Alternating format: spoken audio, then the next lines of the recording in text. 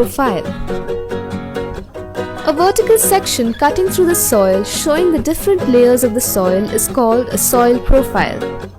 Soil profile can be seen by looking at the sides of a recently dug trench or while digging a well or a foundation of a building. Soil has three different layers: topsoil, subsoil and substratum. Topsoil. It is the most useful part of the soil. It is dark in color because it is rich in minerals and humus. Plant roots also grow in the topsoil. Many living things like insects, worms, bacteria and rodents live in the topsoil. It contains the decayed remains of dead plants and animals which forms humus. Humus makes the topsoil very fertile. Subsoil. The layer of soil just below the topsoil is called subsoil. It is lighter in color and has little humus. It is made up of slightly bigger rock particles which makes it harder and more compact. It contains very little living organisms. Substratan. The layer of soil just below the subsoil is called the substratum. It mainly consists of partially broken or weathered rocks. These rocks keep breaking from the bedrock which is just below the substratum. It is this bedrock that has produced soil over a long period of time. There are some important climatic factors which affect the soil profile and bring changes in the soil. Hi children, welcome to the class. We are in grade 4 and today's topic is natural resources, and today we are going to learn about soil. In the last class we have studied the first natural resources, forest, and today's class we are going to learn about soil, and under soil different layers of soil and different types of soil. Okay, I think you all have opened your textbook. Please open page number 8. Shall we start? Okay. The first thing it is given, Maya, what makes a forest grow? We all see plants. Yes, you all have seen trees. Where does this all grow? Where does this grow? It grows in, yes, it is grows on the soil or from the soil. We see different types of forest in the last class. Okay, but how it is possible? We see evergreen forest. We see different types of forest. Yes, how? It is because of the different type of soil in that area. Okay, children. See here, there is a question given for you. What causes different types of forest to grow in different places? What causes? There are 4 options given. Which is the answer? Different soils, different states, different people, different animals. Yes, which is the answer? It is option A, different soil. What is the option? It is option A. Okay, children. The next one, we will start with the lesson now. It is natural resources and the subtopic is soil. Now, we have learned that forests are one of the key natural resources. Yes, we all discussed in the last class. The another very important natural resource is soil. Why it is important? It is important for life, for all the living things. Not only for the plants, it is for us also, for the animals, for the living things. The soil is very important. Okay. Now, soil. As I said, we have different layers of the soil. The first soil is the upper layer of the earth in which the plants grow. It is a mixture of various materials. What it is? The topsoil is the mixture of various materials such as humus. What do you mean by humus? It is the part of plants or the decayed part of animals together when it gets decomposed. That part we call it as humus. Okay? And clay and rock particles. The other thing we see that it is rock and the clay particles. Okay? Soil can be used for the following. We have different uses. Okay? We have different uses of the soil. You can see in your page 9, they have given some pictures. It is soil used for farming. What is farming? How do we eat?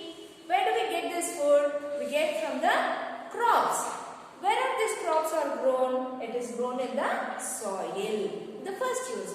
And you can have seen, for the construction purpose, we all build, we all stay in the house. Yes, because house protect us from so many things.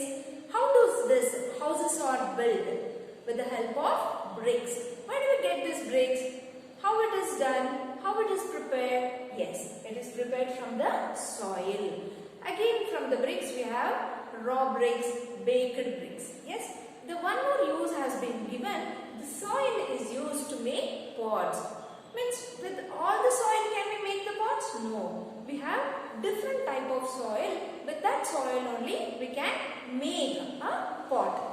These are some of the uses of soil. The first thing we are going to learn is the layers of soil. The first layer of the soil is topsoil. Which is the first layer? It is topsoil. What it includes?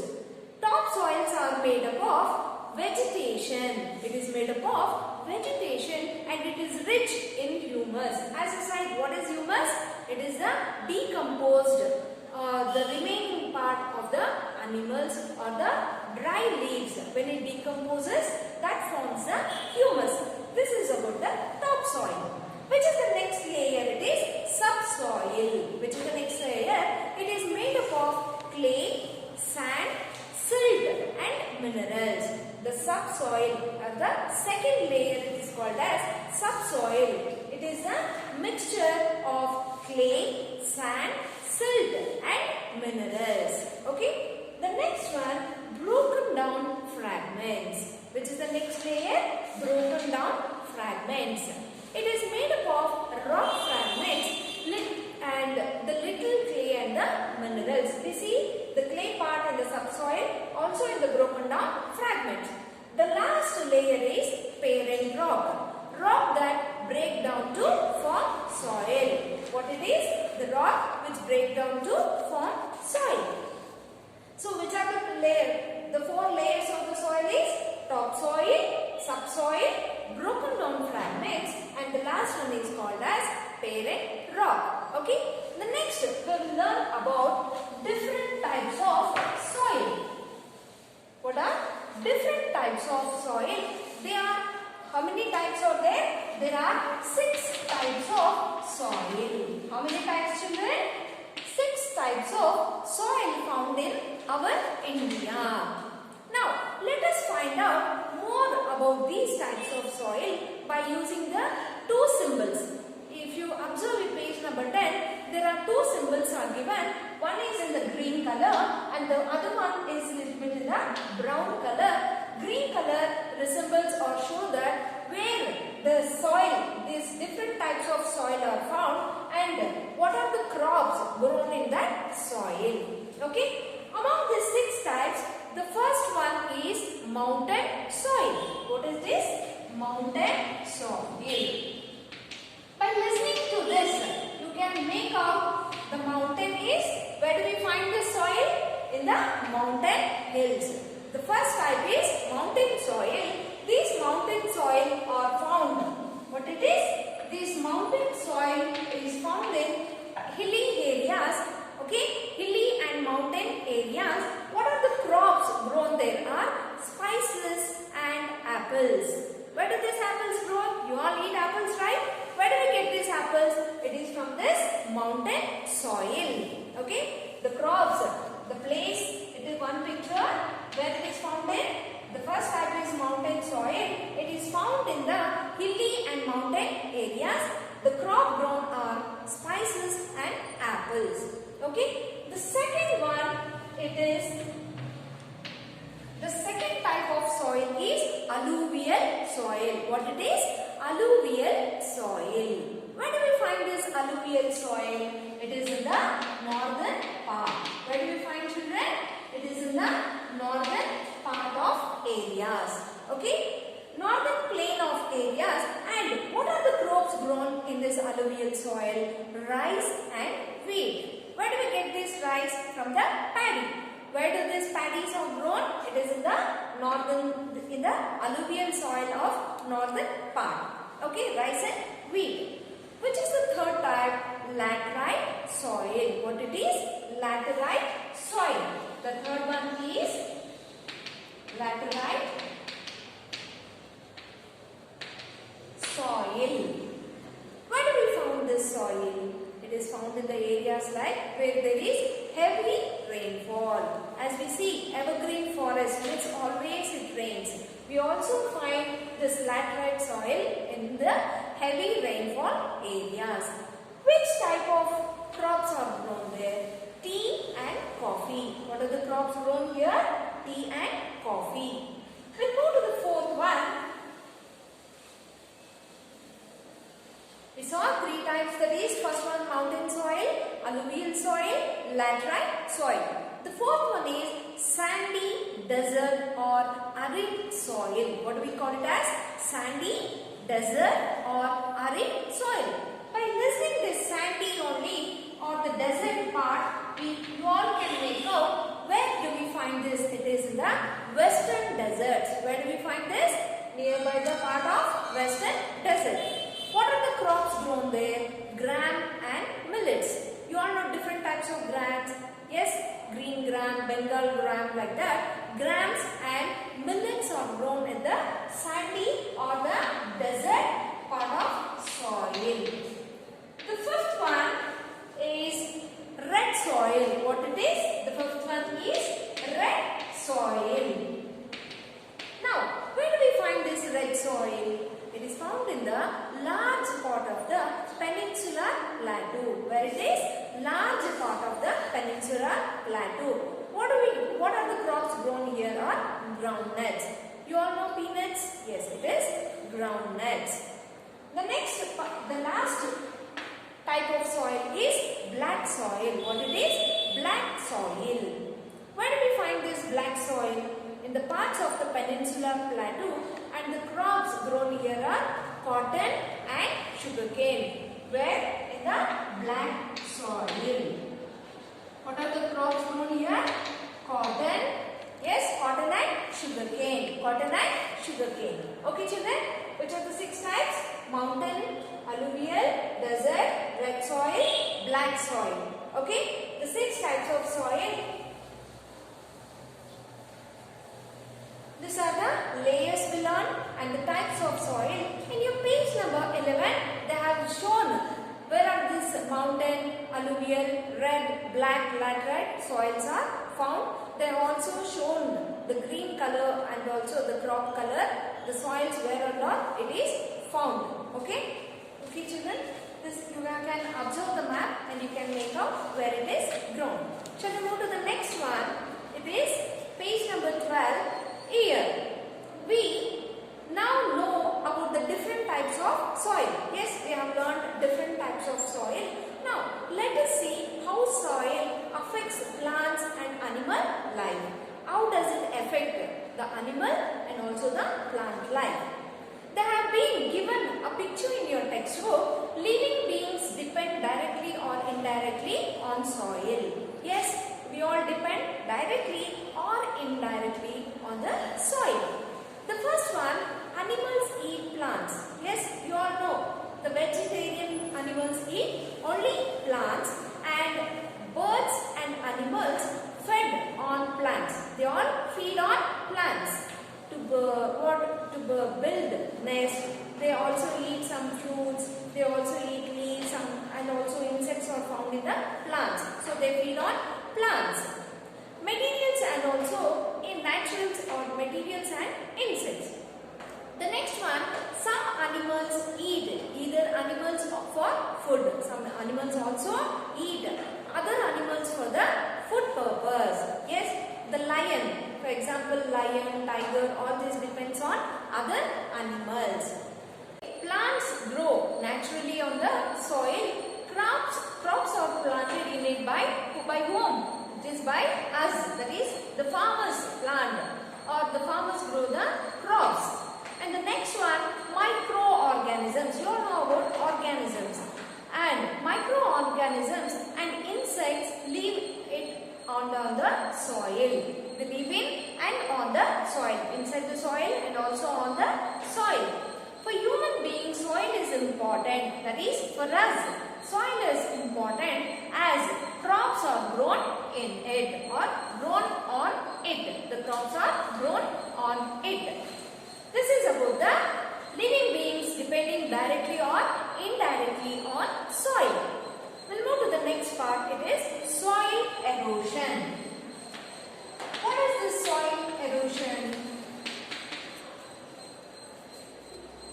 We learn how important soil is for plant and animal life.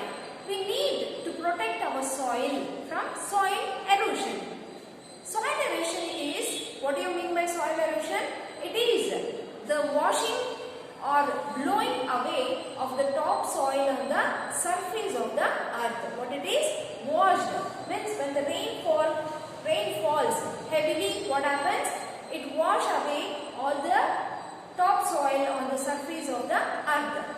Now, how can we protect or preserve this soil erosion? The first point is plant more trees. What we have to do is we have to plant more trees. This is especially helpful in places where the soil is exposed to wind. Means when it blows away, when the air blows very heavily, what happens? Soil, it also carries soil. So where we in these such type of areas, we have to plant more trees. And flowing water, planting trees creates a speed breaker in the path. What it actually speed breaker means? It stops the carrying out of soil from the wind. In the path of last blowing winds across flat lands, these plants and trees can stop the wind from carrying the soil away. How it is? By planting more trees. The second point, stop cutting trees. What we have to do is we have to stop cutting trees. Trees and plants keep soil in place because the roots hold the soil tightly. When water flows swiftly, that is very fastly, the soil gets caught in the roots of the bushes rather than being washed away. Okay, children? The next one, why should we preserve or protect soil? Why is it important to protect soil? Microorganisms of different types live in soil. Yes, you all know, for example, earthworm. Will it live inside the soil or on the soil? Yes, it lives inside the soil. So some microorganisms of different types live in soil. It is inside the soil. Each microorganisms help. Yes, example, earthworm is called as the friend of farmers. Plants and other animals or plants and other living things in its own special way. They all live in their own special way. The soil stores gases like carbon dioxide. During soil erosion, these gases are released because it will be inside. But during this soil erosion, what happens? It exposes to the nature, yes, and released into the air. These gases are often harmful. What happens? It is harmful for us, all the living things. Some gases such as nitrogen are also help plants grow well. Nitrogen helps the plants to grow well. These need to be present in the soil. So it should be inside the soil only.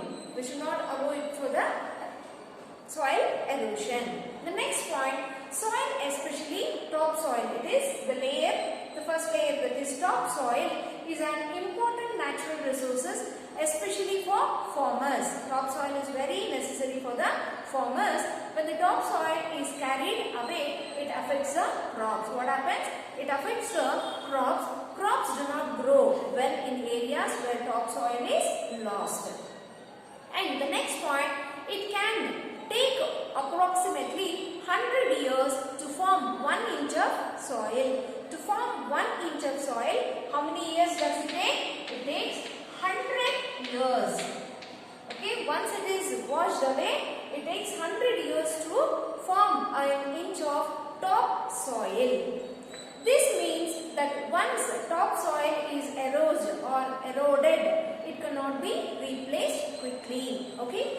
Again, make a mind map. There is in your page number 13, they have given, and in odds, you have to make a mind map to show the following: the things people get directly from soil, and also the occupation which depends depends on soil.